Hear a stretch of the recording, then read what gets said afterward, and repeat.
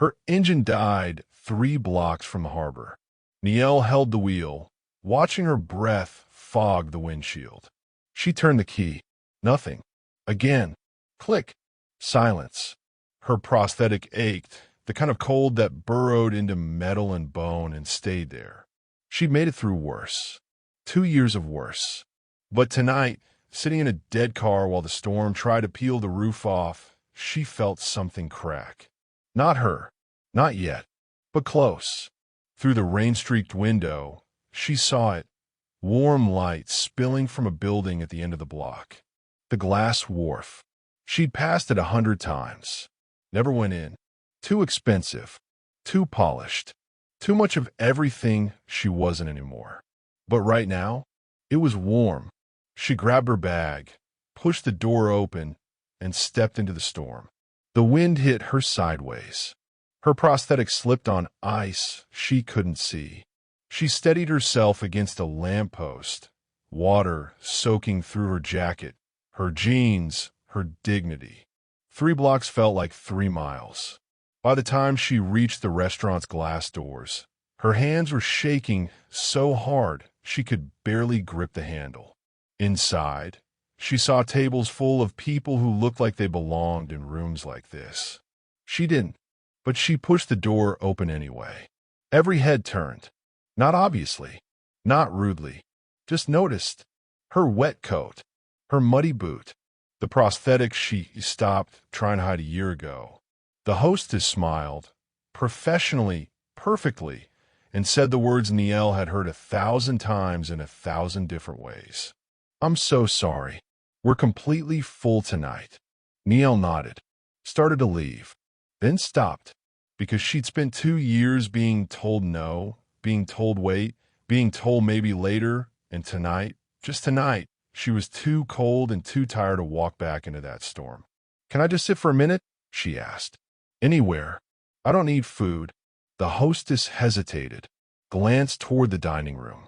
"Let me see what I can do." She didn't come back. She didn't know this moment would change everything.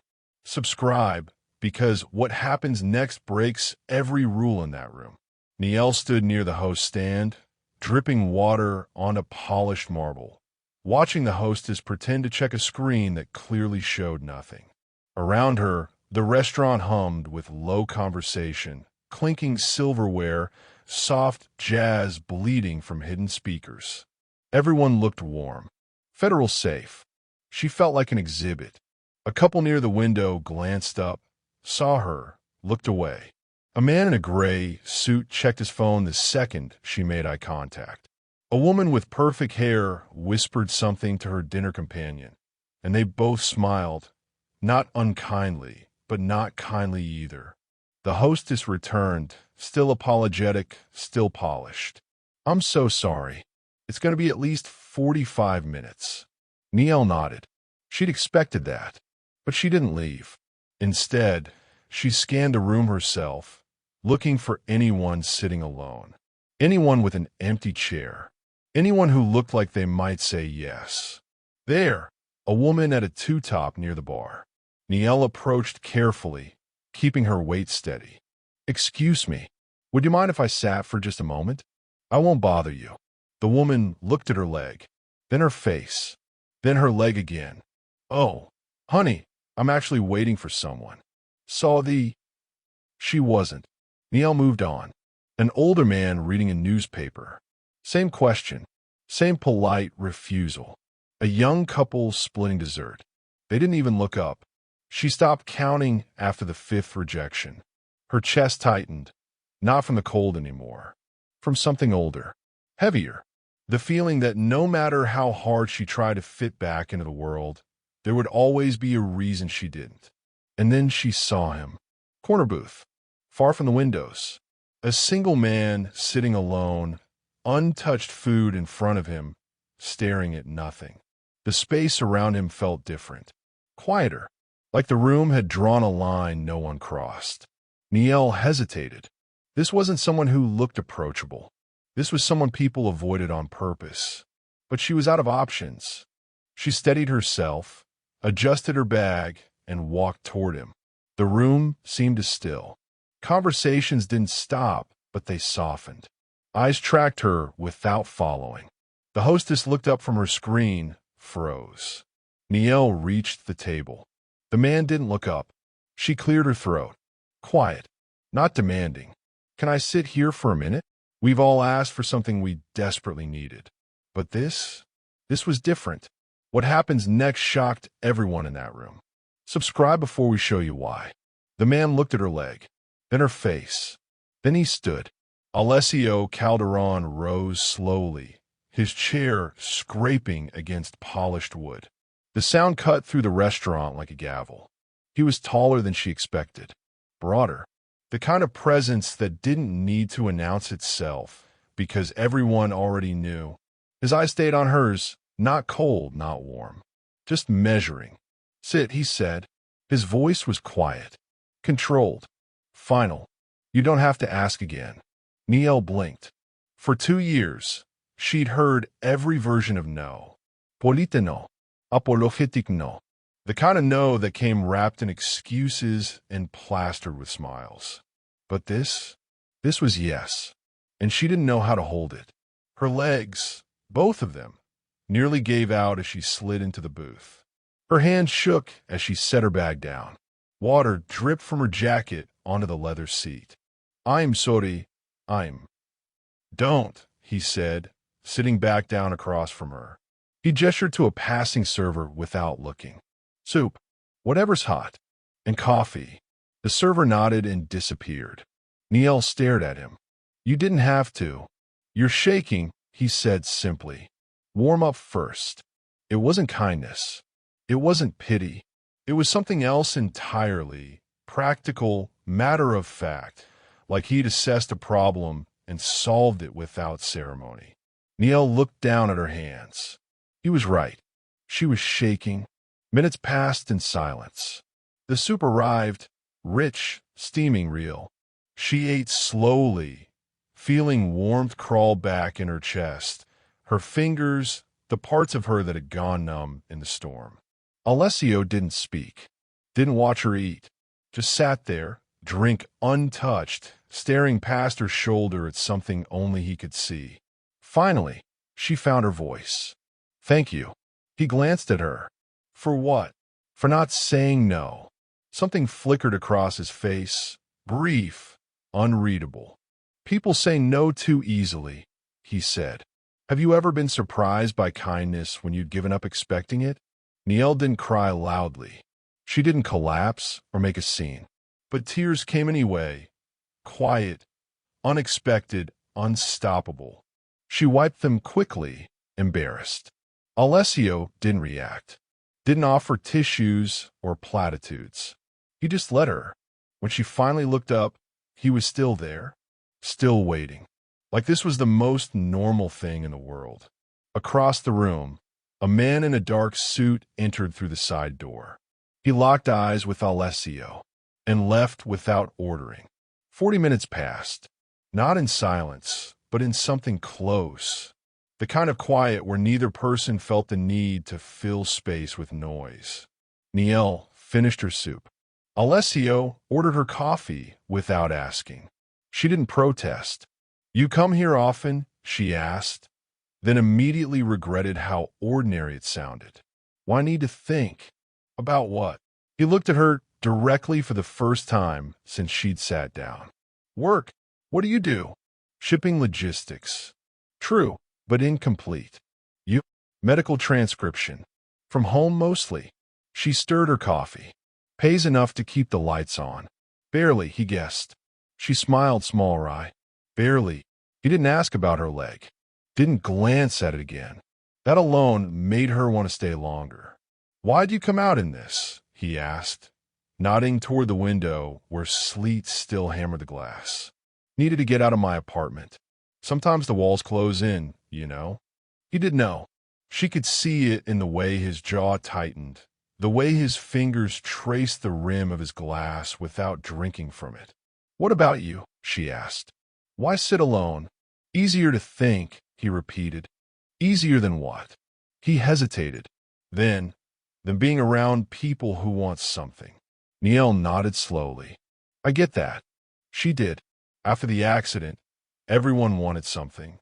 Her story, her forgiveness, her inspiration. No one just wanted her. We've all felt like a transaction instead of a person. Can I ask you something? She said. Go ahead. Why'd you let me sit? Alessio was quiet for a long moment. Outside, wind rattled the windows. Inside, warmth pressed against the glass like it was holding something back. You look cold, he said finally. It wasn't the whole truth, but it was true enough. Niel laughed, soft, unexpected. The sound startled her. She couldn't remember the last time she'd done that without forcing it. What? He asked. You. Sitting here like some. She gestured vaguely. Like some brooding character from a movie. And your big reason is you looked cold. The corner of his mouth twitched. Not quite a smile, but close. Would you prefer something more dramatic? Maybe. I don't do dramatic. Clearly. They talked about nothing important after that. Harbor traffic. Terrible parking downtown. How the city kept promising to fix the potholes on Harborview Drive and never did. Small things. Human things. For 40 minutes, neither of them had to explain what made them different. When Niel finally checked her phone, she startled. I should go. I've taken up your whole evening. You haven't, Alessio said. He stood, pulled out his phone. Let me call you a car. Niel hesitated. Pride fought with practicality. Practicality won. Okay. Thank you. 10 minutes later, headlights appeared outside. She gathered her things, stood. I don't even know your name. Alessio. Niel. He nodded once. Get home safe, Niel. She left. He stayed. And for the first time in years, Alessio Calderon couldn't explain why a stranger's absence felt like something missing. But outside, someone had been watching the entire time. And they just made a decision. This obsession will cost him everything. Subscribe. Next chapter shows you how. 2 days passed. Alessio told himself it meant nothing. A cold night. A stranded woman. Basic decency. But on the third morning, he drove past the glass wharf on his way to the docks, a route he never took, and saw her inside. Corner table. Laptop open. Coffee going cold while she typed. He didn't go in, but he didn't leave either. His phone buzzed. Maribel. Meeting in 20. Where are you? He typed back. On my way. Then sat there for another 10 minutes, watching Niel through the window, wondering what the hell he was doing. Flashback brief. His sister's face. 17. Laughing at something he'd said. Alive. Then gone. Used as leverage. Killed as a message. The memory surfaced without permission, sharp and immediate, the way it always did when he started to care about something. Caring gets people killed. That was the lesson. The only lesson that mattered. Alessio pulled away from the curb. That afternoon, Maribel cornered him in his office. Why'd you let that girl sit with you? Alessio didn't look up from the contract he was reviewing. She needed a seat. You've turned away senators. She wasn't a senator. Maribel leaned against the desk, arms crossed. Black suit. Silver hair pulled tight. She'd been the family accountant for 30 years and read people better than spreadsheets. You like her? I don't know her. That's not what I asked. Alessio set down his pen, looked at his aunt directly. It was one conversation. That's how it starts, Maribel said quietly. One conversation. Then coffee. Then you're thinking about her when you should be thinking about the dozen people trying to take everything from us. I'm not. Attachments always surface, Alessio. Always. And when they do, someone uses them. She left before he could respond. He knew she was right. Karen was exposure. Exposure was weakness. Weakness was death. But that night, he drove past the glass wharf again. She wasn't there. And he felt something he hadn't felt in years. Disappointment. Have you ever met someone once and couldn't explain why they stayed in your head? His obsession just put a target on her back. Across town, in a downtown office with a view of the harbor, Victor Halloway opened a folder. Inside, A photo. Alessio Calderon and an unknown woman. The glass wharf. 2 nights ago. Victor smiled, then picked up his phone. Niel walked the harbor at dawn because the mornings belonged to her. No crowds, no stairs, just fog rolling off the water and gulls screaming at fishing boats coming in. She didn't expect to see him, but there he was. Alessio stood at the end of the North Pier, hands in his coat pockets, staring at the horizon like he was trying to solve it. Niel almost turned around. Something about coincidences made her nervous. Twice felt intentional, and intentional felt complicated. But he'd already seen her. He nodded once. Didn't wave. Didn't smile. She walked over. Early riser? She asked. Couldn't sleep. Same. They stood side by side, watching the water. A fishing trawler cut through the harbor, trailing white wake and diesel smoke. You live around here? Alessio asked. Couple blocks inland. Second floor walk up. She didn't mention the stairs. The days her leg ached so badly, she considered sleeping on the couch downstairs. You, waterfront district. Of course. She looked him up after that night. Calderon Maritime Holdings. Old money disguised as new development. The kind of name that showed up on hospital wings and city council donor lists. They started walking without discussing it. Alessio matched her pace exactly. Not obviously, not dramatically. Just slowed when she did, paused at stairs before she had to ask. He noticed. He adjusted. He didn't make a thing. What kind of medical transcription? He asked. Hospital records mostly. Discharge notes. Surgical reports. The things doctors say into recorders at 3 in the morning that someone has to make sense of. Sounds tedious. It is. She smiled. But it pays. And I can do it in sweatpants. Seems fair. They reached the end of the pier. Niel leaned against the railing, the wind pulling strands of hair across her face. Can I ask you something? She said. Depends. That night, when I asked to sit, why'd you really say yes? Alessio looked at her for a long moment. You asked like you expected me to say no. Everyone else did. I know. He turned back to the water. That's why I didn't. We've all wanted someone to just understand without explaining. Niel felt something shift in her chest. Small, fragile. Hope, maybe. Or the beginning of it. I should get going, she said, not because she wanted to, but because staying felt dangerous in a way she couldn't name. Same time tomorrow? Alessio asked. She hesitated. You walk here every morning? I do now. She nodded. Okay. As she walked away, Alessio stayed on the pier. Behind him, 3 blocks back, a black SUV idled near the marina parking lot. The driver took a photo, then pulled out his phone. Someone's tracking every move they make. Don't miss what happens next. Victor Halloway didn't build his fortune by ignoring patterns.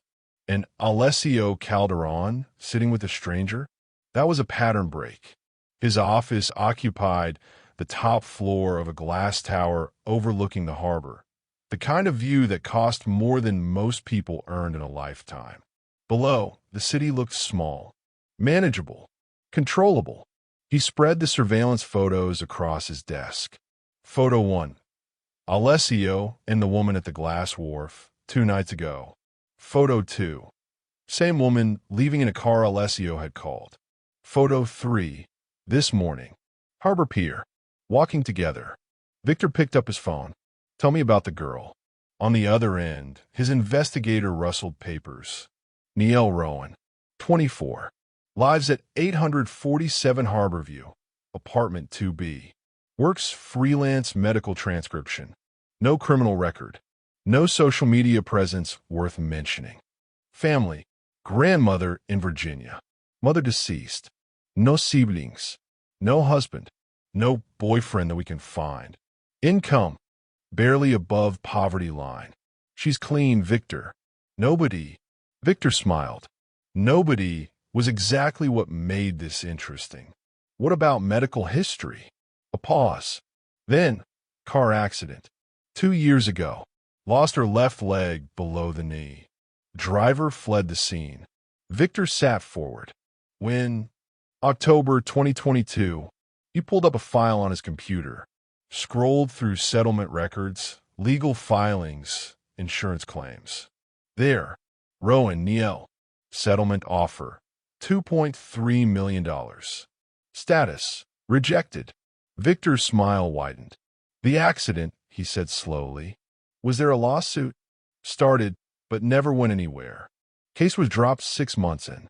She tried to push for trial, but the investigator hesitated. Looks like it just vanished. Victor already knew why. He pulled up another file. Corporate shell companies. Legal protection networks. The invisible machinery that made problems disappear for people with the right connections. And there it was. Subsidiary, Alborcide Transit Solutions LLC. Parent company, Calderon Maritime Holdings. Settlement authorization, M. Calderon deceased. Victor leaned back in his chair, fingers steepled. Alessio's uncle had made this problem go away 3 years ago. Paid off the right people. Buried the right documents. Protected a drunk driver who worked for a contractor they did business with. Standard procedure. Except now? Now Alessio was walking the pier at dawn with the girl whose life that decision had destroyed. And he had no idea. Victor picked up his phone again. I need everything. Hospital records, rehab notes, financial statements, therapy sessions if you can get them. I want to know what she eats for breakfast. How deep do you want me to go? Deep enough to know what she dreams about. He hung up. Across town, Alessio sat in his office, staring at nothing.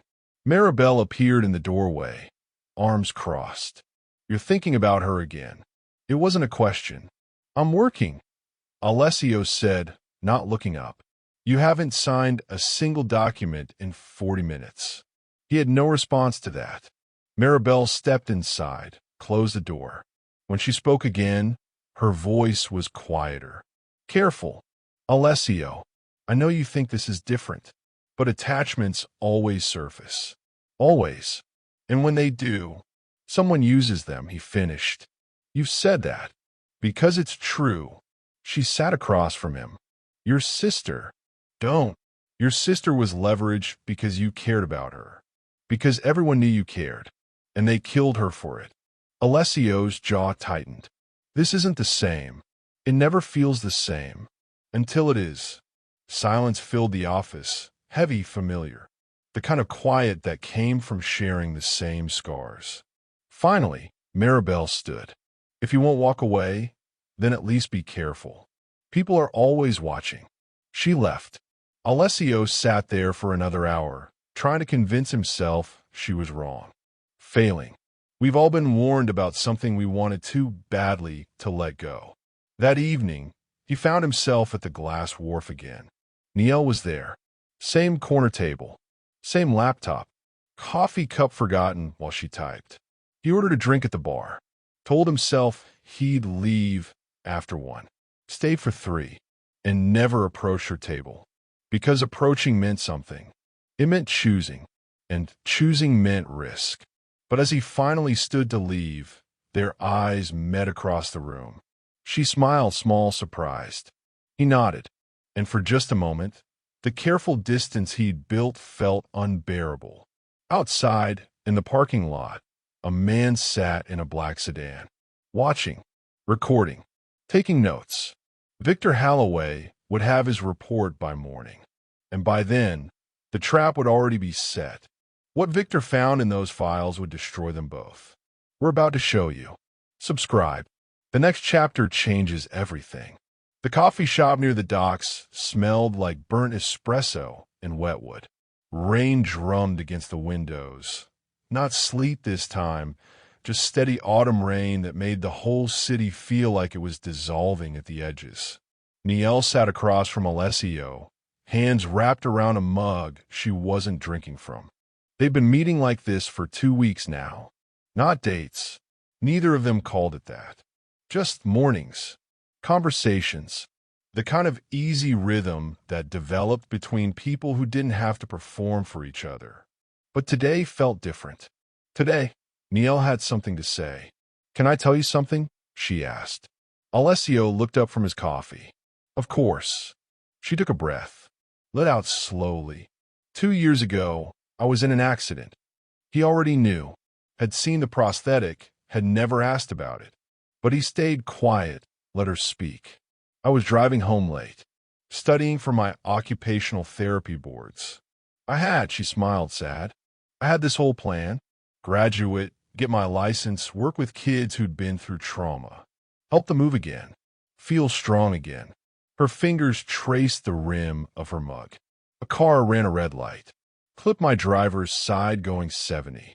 I don't remember the impact, just waking up in a hospital room 3 days later, and she gestured vaguely toward her leg, and everything being different. Alessio's chest tightened. He forced himself to breathe evenly, to show nothing. The driver didn't stop, Niall continued.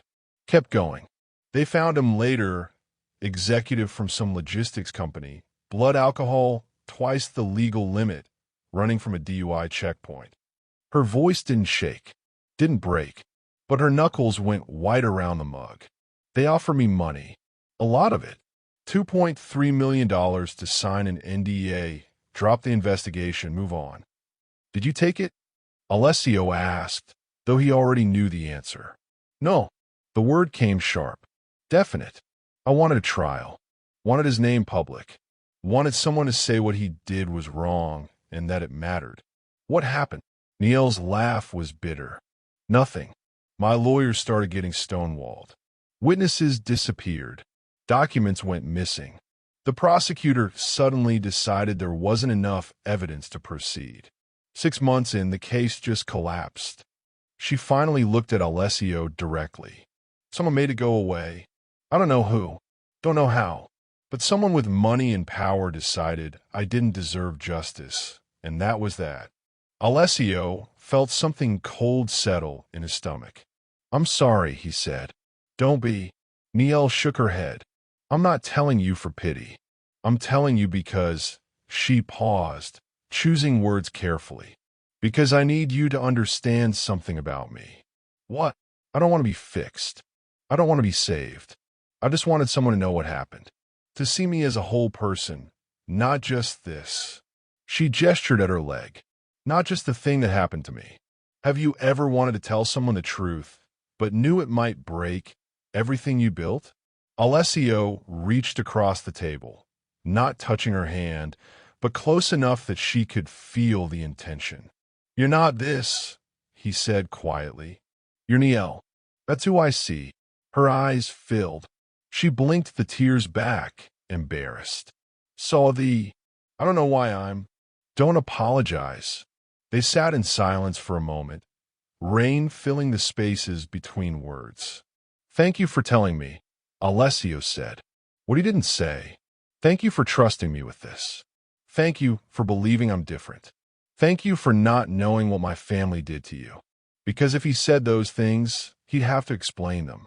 And explaining meant destroying the only real thing he'd felt in years. I should go, Niall said, checking her phone. I have a deadline at 3. I'll walk you. You don't have to. I know. They walked the 6 blocks to her apartment in comfortable quiet, rain soaking through both their jackets. At her building's entrance, cracked concrete steps, peeling paint, a door that stuck when you pushed it. Niall turned. Same time tomorrow? Yeah. She smiled, started to go inside, then stopped. Alessio. Yeah. I'm glad I asked to sit that night. Something in his chest cracked open. Me too. She disappeared into the building. Alessio stood in the rain for a full minute after she left, replaying every word she'd said. Someone with money and power decided I didn't deserve justice. His phone buzzed. Maribel, we need to talk. Now. He drove to the office in silence, already knowing what she'd found, already knowing what it would cost. We've all discovered something that changes who we think we are. Maribel was waiting in his office when he arrived. A single folder sat on his desk. Alessio recognized the look on her face, grim, resigned, the expression she wore when the numbers said something unforgivable. "You pulled the settlement files," he said. "You asked me to." He had. 3 days ago, after Niel mentioned the date, the location, the year. Alessio sat down heavily. "Tell me it's not what I think it is." Maribel pushed the folder across the desk. "Read it yourself." He opened it. The first page was a police report. Incident date, October 14th, 2022. Location, Harborview Drive and 8th Street. Victim, Rowan Niel D.O.B. March 17th, 2001. Injury, traumatic amputation, left leg. His hands didn't shake. They never did. But inside, something fundamental was collapsing. He turned the page. Hospital records, surgery notes, physical therapy schedules, the clinical language of a life being dismantled piece by piece. Then, the settlement documents. Offer, $2,300,000. Status, rejected by victim. Legal action, filed. Resolution, case dismissed, month 6. And finally, buried in the subsidiary section, protection authorized by Harborside Transit Solutions, LLC. Parent company, Calderon Maritime Holdings. Approval signature, M. Calderon. His uncle, dead now for 18 months. Heart attack in his sleep, the doctor said. Clean, painless. Not like Niel's pain. Not like the 2 years she'd spent rebuilding herself while his family's money erased her chance at justice. "Tell me you didn't know," Maribel said quietly. "I didn't. Would it have mattered? If you'd known before you met her." Alessio looked up sharply. "Of course it would have mattered. Would you have changed it? Gone against the family? Exposed the protection network?" He had no answer. Because 2 weeks ago, before he knew her name, before he'd heard her laugh or watched her refuse pity or felt something in his chest that he thought had died with his sister. No, he wouldn't have. One girl's justice wasn't worth destabilizing the empire. That's what he would have said. That's what he'd been trained to say.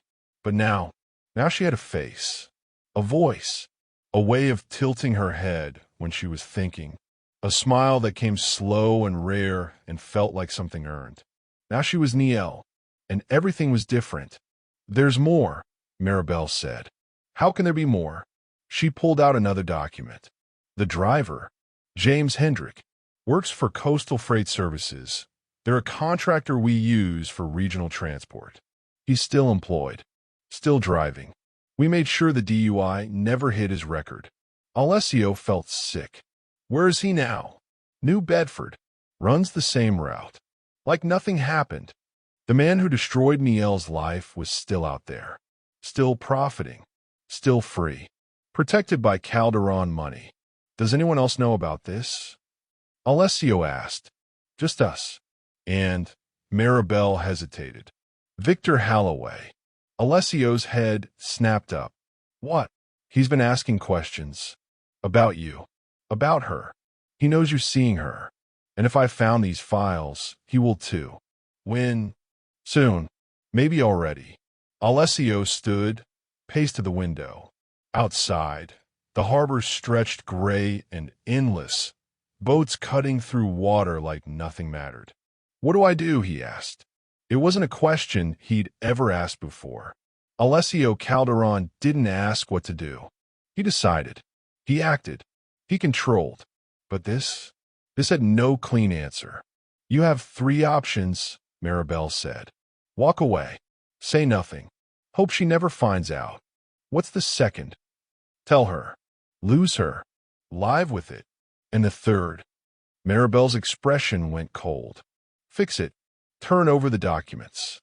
Expose what happened. Burn the protection network. Accept the consequences." "That's not fixing it. That's destroying everything." "Yes," she said simply. "It is." Alessio stared at the folder. Inside, evidence of the system that had built his family's power. The same system that had crushed a 22-year-old girl under its wheels and walked away clean. "How long do I have?" he asked. "Before Victor makes his move?" "Days. Maybe less. And if I do nothing, he'll tell her himself. Use it as leverage. Turn her into a weapon against you." Alessio closed his eyes. For years, he'd lived by one principle: control everything, care about nothing. It had kept him safe. It had kept everyone safe. But Niel had walked into his life asking for a seat, and somehow, without meaning to, he'd given her more than space. He'd given her the ability to break him. We've all faced choices where every option felt like losing. His decision will cost him everything. Subscribe, don't miss it. Alessio didn't sleep that night. He sat in his apartment, minimalist, expensive, empty, staring at the folder Maribel had left with him. Inside, everything that could destroy what he and Niel had built. Also inside, everything that could set her free. He rehearsed the conversation 100 different ways. "Niel, there's something you need to know about your accident. The company that buried your case, it was mine. I didn't know, but that doesn't matter, does it?" Every version ended the same way. Her walking away, him alone again. The thought made something in his chest constrict, sharp, unfamiliar. He'd trained himself not to feel this. Had spent years building walls so high that nothing could reach the parts of him that still remembered how to hurt. And then she'd asked to sit. Such a simple question. Such catastrophic consequences. At 6 a.m., his phone buzzed. "Niel, Harbor Walk?" Same time, his thumb hovered over the keyboard. He could end it now. Make an excuse. Create distance. Let her fade back in her life while he returned to his. Safe. Controlled. Alone. Instead, he typed, "See you there." The fog was thick that morning, turning the harbor into something ghostly and unreal. Niel appeared through the gray wearing a jacket too thin for the cold, carrying coffee in a paper cup. "Brought you one," she said, handing it to him. "Black. No sugar. Am I right?" "You're right." They walked. Alessio felt the words building in his throat. Heavy, necessary, impossible. "Tell her. Tell her now. Tell her before Victor does." "You okay?" Niel asked. "You seem quiet." "Well, quieter than usual." He almost laughed. Almost told her everything. Instead, just thinking. About work? Something like that. They reached the end of the pier. Below, water slapped against wooden pylons, rhythmic and endless. Niel turned to face him. "Can I ask you something?" "Always." "Why do you keep showing up?" Her voice was careful, like she was afraid of the answer. "These walks. The coffee. You don't owe me anything." Alessio looked at her, really looked. The way morning light caught the edges of her face. The way she stood with her weight shifted, unconscious accommodation for the leg that wasn't there. The way she asked questions like she expected disappointment, but hoped for something else. And he realized, telling her the truth meant losing this. But keeping the secret meant losing himself. "I show up," he said slowly, "because when I'm with you, I remember what it's like to be more than what I do." Niel's expression softened. "What do you do, Alessio?" "Really?" The question hung between them like smoke. He could tell her about the shipping business, the legitimate holdings, the board meetings and quarterly reports. Or he could tell her the truth, that his family built their fortune on making problems disappear. That power in Bridgewater Harbor had a price, and they've been collecting it for 3 generations. That every building with their name on it stood on compromises he'd stopped counting years ago. That her accident was just one more. "I manage things," he said finally, "for people who need things managed." It wasn't a lie, but it wasn't honesty either. Niel studied him for a long moment. "You're holding something back. Everyone holds something back." "Yeah." She smiled, sad, knowing. "I guess they do. They stood in silence, fog curling around them like the city was trying to erase them both. "Same time tomorrow?" she asked. Alessio should have said no, should have created distance, made excuses, let this thing between them die before it became something neither of them could survive. But looking at her face, open, trusting, real, he couldn't. "Yeah," he said. "Tomorrow."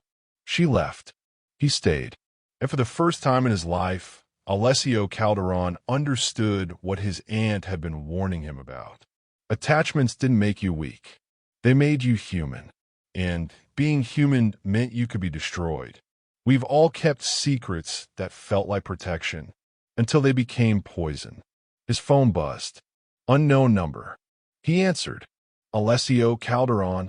The voice was smooth, amused, familiar. "Who is this?" "Victor Halloway. We should talk. About mutual interests." "I don't have mutual interests with you." "Sure you do. Her name is Niel Rowan, and I think it's time we discussed what she deserves to know." The line went dead. Alessio stood frozen on the pier, watching the spot where Niel had disappeared into the fog. The choice had just been made for him. Was he wrong to stay silent? Or was he protecting her from pain she couldn't handle? Comment below. Should he have told her? We're not sure. Victor Halloway didn't believe in coincidence. Alessio Calderon, a man who'd turned down invitations from governors, refused partnerships with Fortune 500 CEOs, and famously ate alone, was walking the harbor every morning with a woman who had nothing. No money, no connections, no reason for someone like Alessio to care. Which meant there was a reason. And Victor had found it. He'd chosen the location carefully. The glass wharf, lunch service, enough people to make a scene if Alessio tried anything stupid. Not that he would. Alessio was too controlled for violence in public. That's what made this fun. At 12:30, Alessio walked in. Scanned the room. Found Victor at a corner booth, the same one where this had all started. The irony was delicious.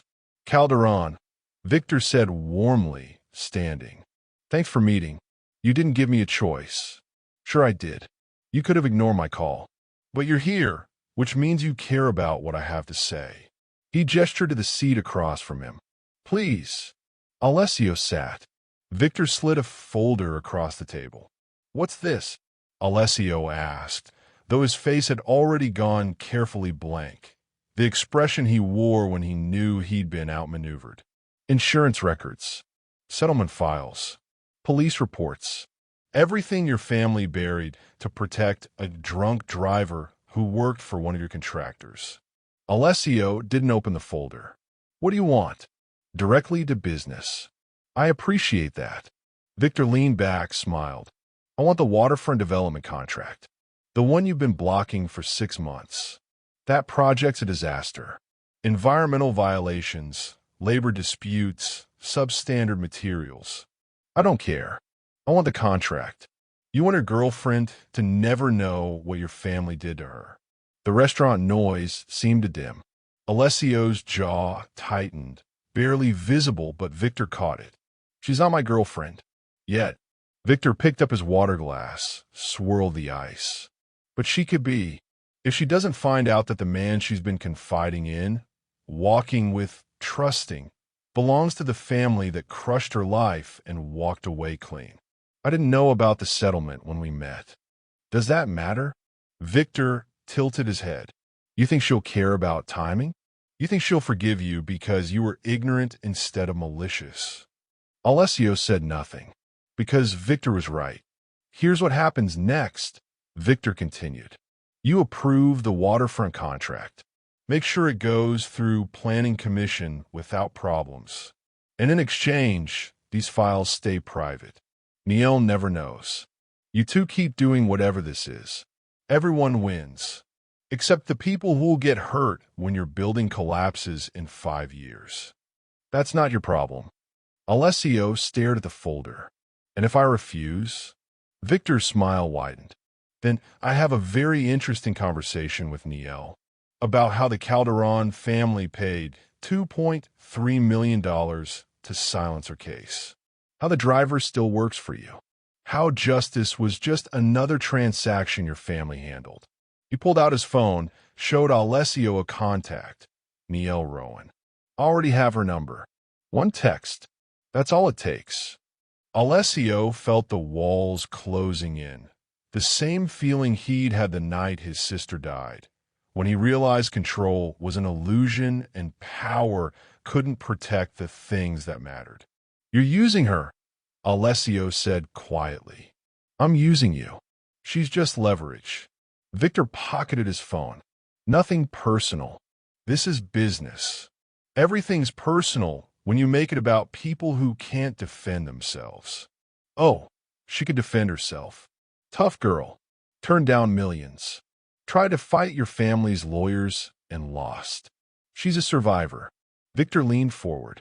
But can she survive finding out the man she's falling for is connected to the worst thing that ever happened to her? Across the restaurant, the door opened. Neil walked in.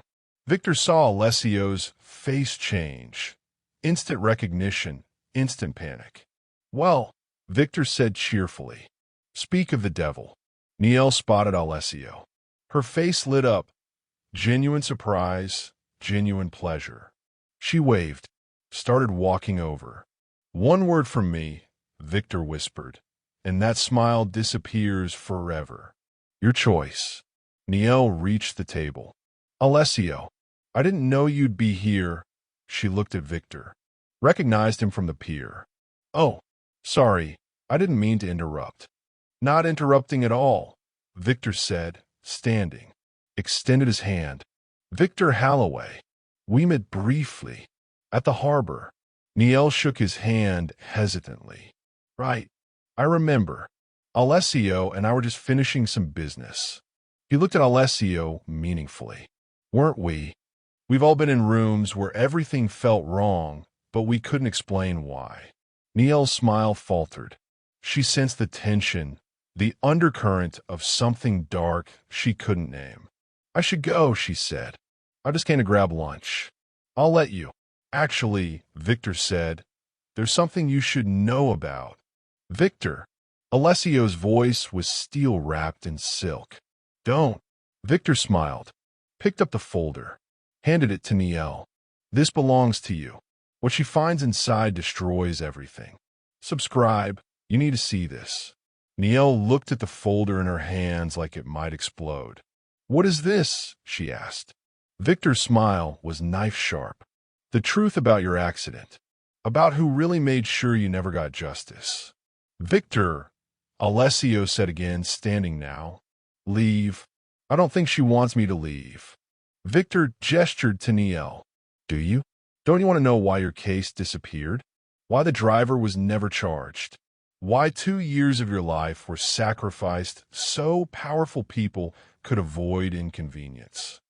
Neil's hands tightened on the folder. What are you talking about? Open it. See for yourself. Don't, Alessio said. Not like this. Not here. But Neil was already opening it. The first page was the police report. Her name, the date, the clinical description of an accident that had rewritten her entire existence. She'd seen this before, had memorized every word during the months she'd tried to fight. But the second page, protection authorized by Harborside Transit Solutions, LLC, parent company, Calderon Maritime Holdings. Her eyes moved from the paper to Alessio's face. Calderon, she said slowly.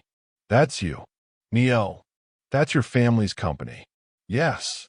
She turned the page. Settlement documents. Signatures. Approvals. All bearing the name that had been walking beside her every morning for 3 weeks. Her face didn't crumble, didn't twist with rage. It went perfectly, devastatingly still. You knew, she said. Not when we met. I found out after. When after? After we talked? After I told you about the accident? After I trusted you? Alessio's throat tightened. 3 days after you told me. I pulled the files. Found the connection. I was going to tell you. But you didn't. The words hung between them like a verdict. Victor watched, delighted. Should I leave you two to discuss? Yes, Alessio said. No, Niel said simultaneously. She looked at Victor. Why are you showing me this? Because you deserve to know, and because Victor nodded at Alessio, was never going to tell you. He was going to let you keep falling for him while sitting on the secret that his family destroyed your life. Niel turned back to Alessio. Is that true? I was going to tell you. When? He had no answer that wouldn't sound like an excuse. Do you know what the worst part is? Niel's voice was quiet, controlled, which somehow made it worse than screaming. It's not even that your family did this. Rich people protecting rich people. I'm not surprised. I was never surprised.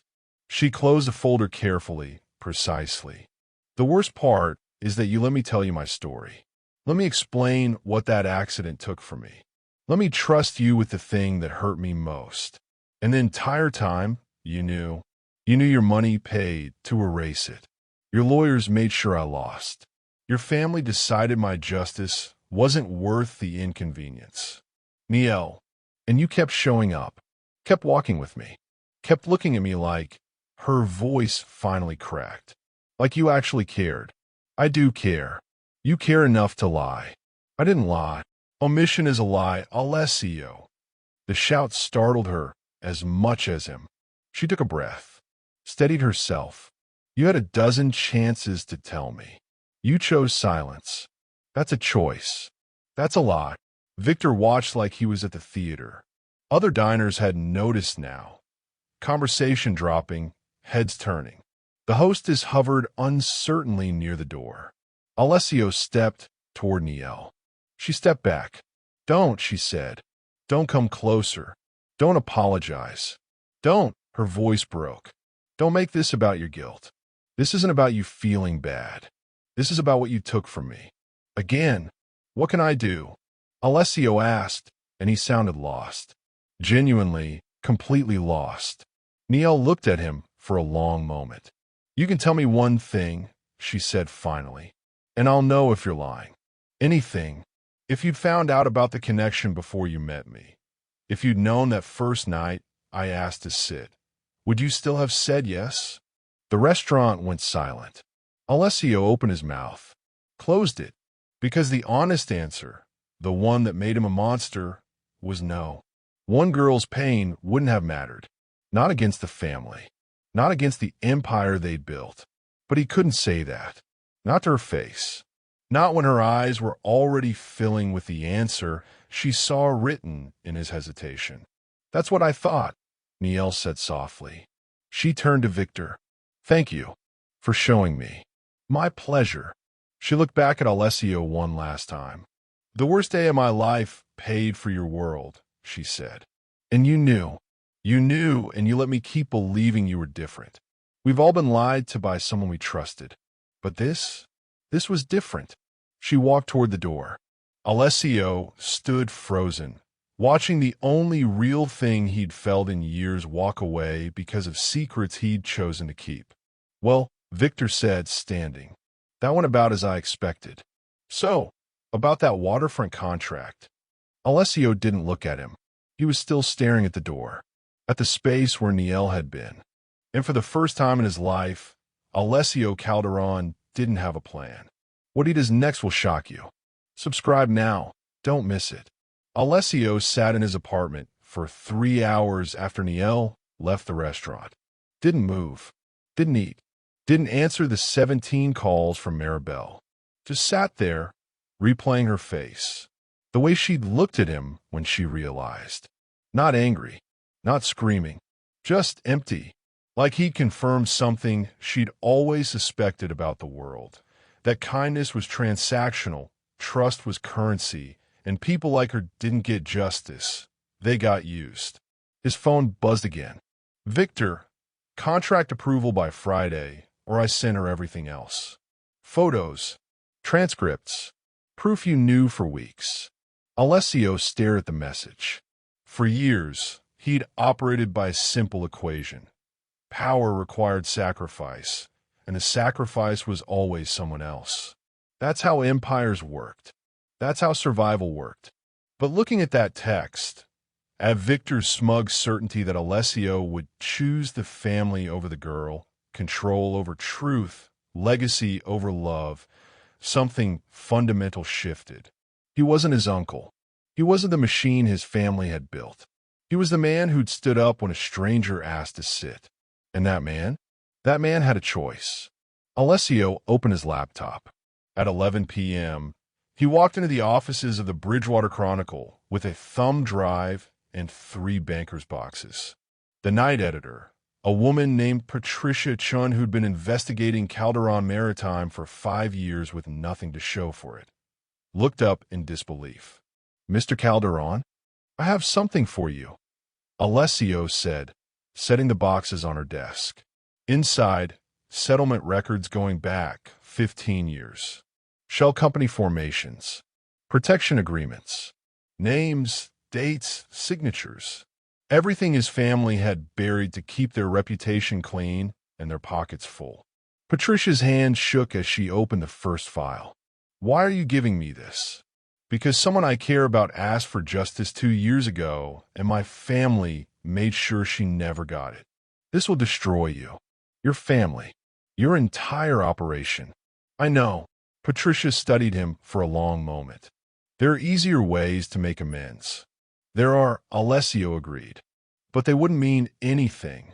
She started reading. Stopped. Looked up sharply. "These files, do you understand what you're handing me? This isn't just your family. This is the entire protection network. Contractors, lawyers, city officials. I understand. They'll come after you. Let them." Alessio pulled out a second thumb drive. "That one is testimony. Names of people willing to talk if they have protection. And recordings, conversations where deals were made. How long have you been planning this?" 3 days. Patricia leaned back in her chair. "Why now? What changed?" Alessio thought of Nielle's face, the folder in her hands, her voice when she'd said, "The worst day of my life paid for your world." I met someone who reminded me what it's like to need something more than power. The story broke 48 hours later. Calderon Maritime under federal investigation. Decades of cover UPS exposed by Family Insider. Within a week, federal investigators seized documents. 3 city council members resigned. Contractors scrambled to distance themselves. And Alessio's phone rang nonstop with threats, lawyers, family members screaming about betrayal. Maribel appeared at his apartment on day 5. She didn't knock, just walked in using the key she'd had for 20 years. "They're calling for your head," she said. "I know. Your cousins want you removed from every board. Your uncle's partners want restitution. The lawyers say you violated a dozen NDAs and exposed the family to criminal liability. I know. Victor Halloway is telling everyone you lost your mind over some girl." Alessio looked at his aunt. "Did I?" Maribel was quiet for a long moment. "Your sister," she said finally, "would be proud. Angry that you waited so long. But proud."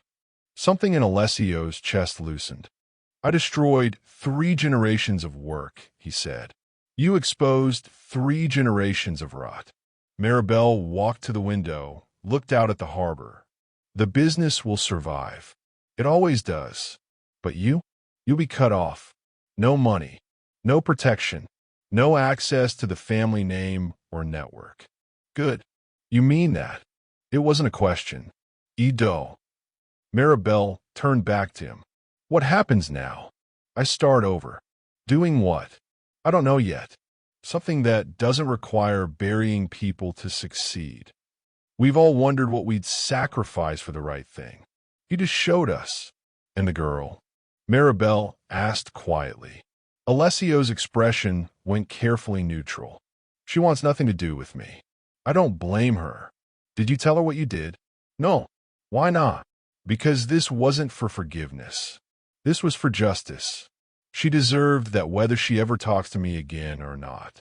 Maribel studied her nephew, really studied him, and saw someone she didn't quite recognize. Humbler, quieter, more human. Maybe she'll surprise you, she said. Maybe, but Alessio didn't believe it.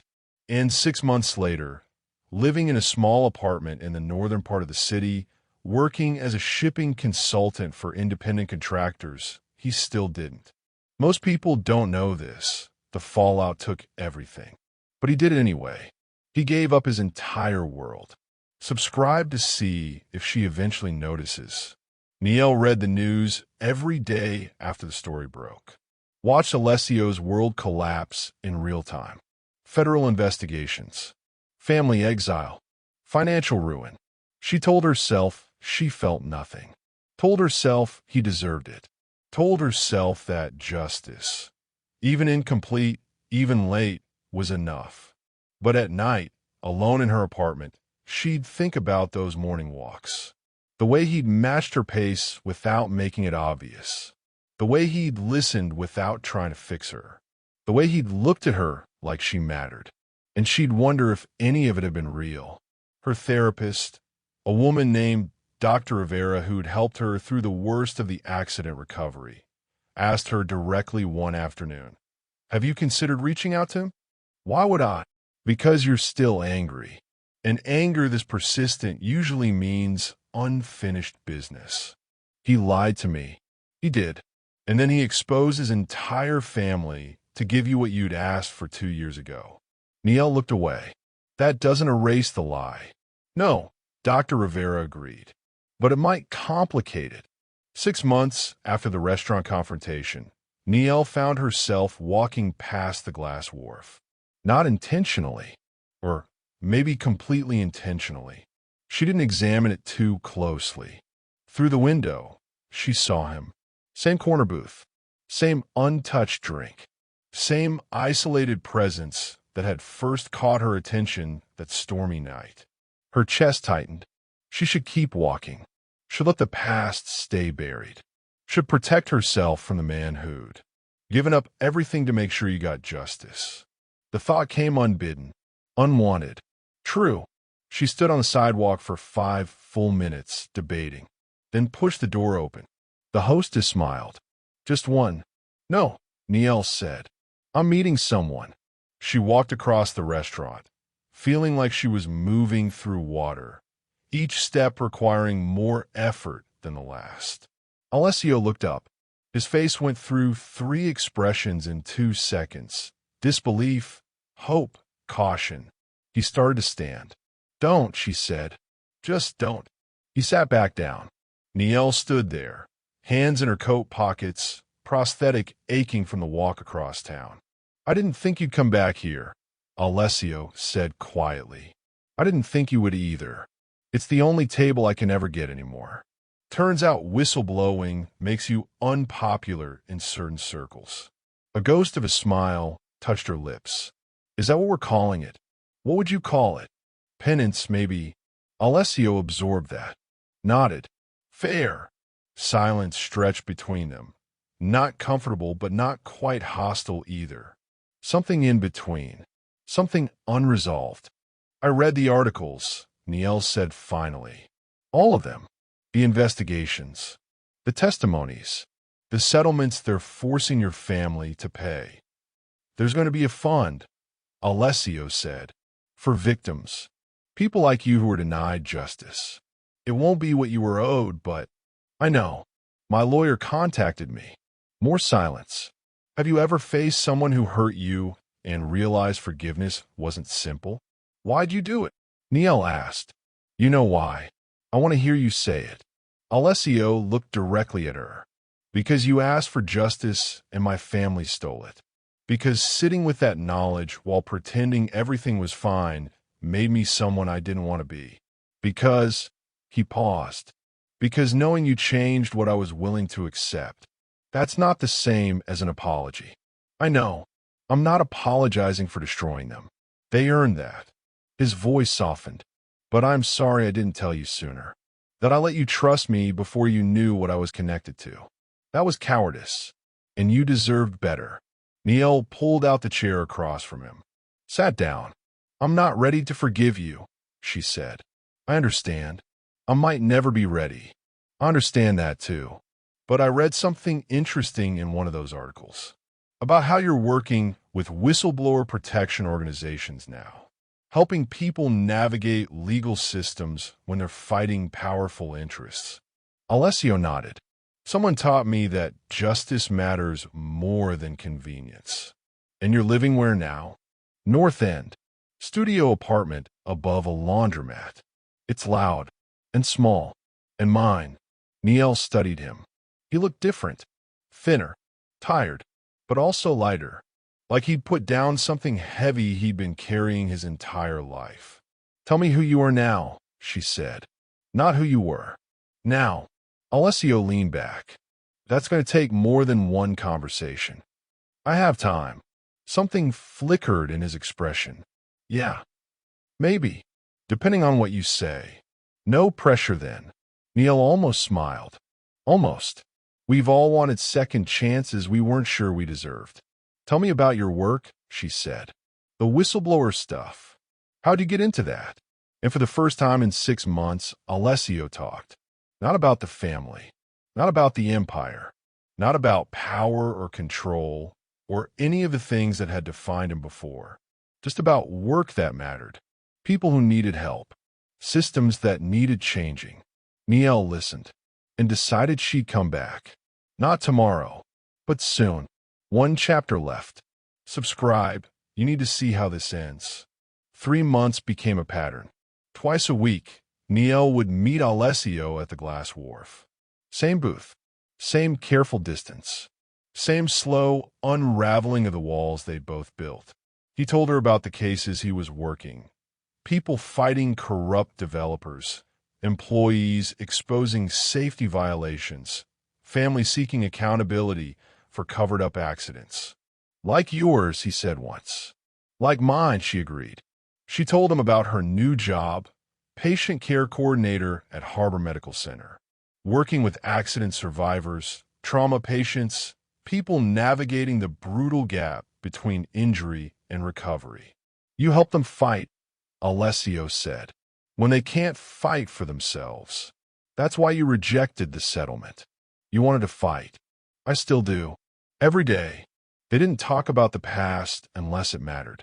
Didn't dissect the lies or the betrayal or the impossible math of forgiveness. Instead, they talked about who they were becoming. And slowly, so slowly neither of them noticed it happening, the space between them began to close. On a Thursday evening in early spring, something changed. Niel arrived at the restaurant to find Alessio standing near the host stand, talking to a young woman. Mid-20s, visible limp, crutches under both arms. The hostess was saying something apologetic. I'm so sorry, but we don't have anything available right now. She can sit with me, Alessio said. The young woman looked up, startled. You don't have to. I know, but my table's empty, and you look like you need to sit. Niel's chest constricted. The young woman's eyes filled. Thank you. Really, thank you. Alessio led her to the booth, his booth, the one he'd claimed as his own since that first night, and gestured for her to sit. As she settled in, he caught Niel's eye across the room.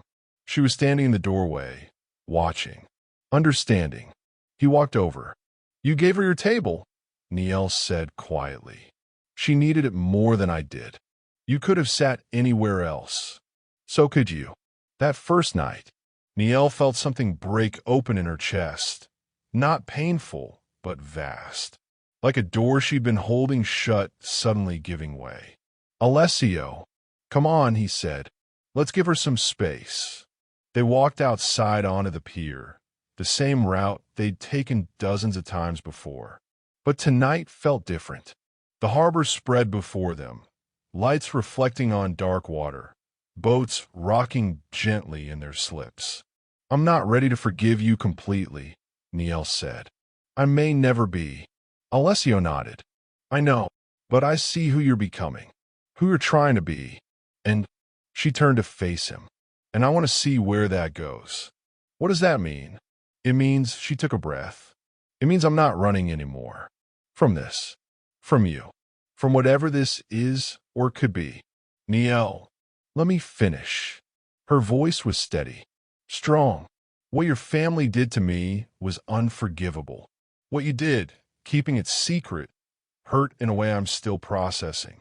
But what you did after, burning down everything you built to make sure I got justice, that matters. And I'm done pretending it doesn't. Alessio stood very still, like moving might shatter whatever was happening. I don't know what we are, Niel continued. I don't know if I can trust you completely. Maybe I never will, but I know I want to try. Because when I look at you now, I don't just see the man connected to my worst day. What do you see? Someone who chose to be better, even when it cost everything. Alessio's jaw worked.